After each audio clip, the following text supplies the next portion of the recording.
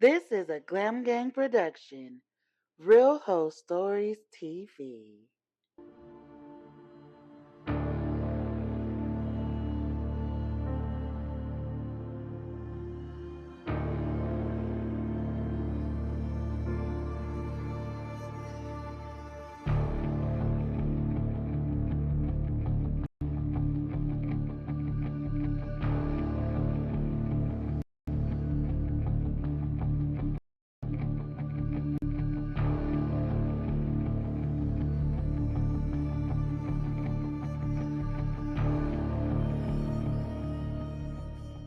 As young as 8. Slave traders such as Franklin and Armfield purchased young light-skinned female slaves in the Chesapeake Bay region and sold them to wealthy slave owners in New Orleans for the explicit purpose of prostitution and concubinage. The Chesapeake Bay region exported more slaves to the Deep South than any other region in the nation.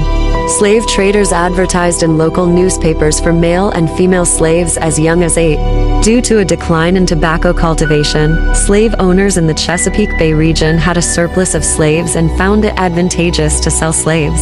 Slave traders purchased slaves from slave owners in the Chesapeake Bay region for low prices. Among these purchased slaves were attractive light-skinned female slaves who the slave traders decided would become fancy girls. Slave traders could auction fancy girls, purchased in the Chesapeake Bay region, for enormous profits in the Deep South. Slave traders such as Franklin and Armfield placed young light-skinned female slaves in slave jails where they were raped and physically assaulted on a continuous basis. Until the slave traders were ready to transport these slaves to the Deep South, the slaves were placed in slave jails which were located in places like Alexandria and Richmond.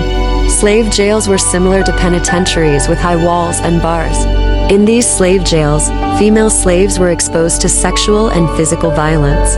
Slave traders generally viewed female slaves as both commodities to be sold at slave auctions and as sex objects for their own sexual gratification.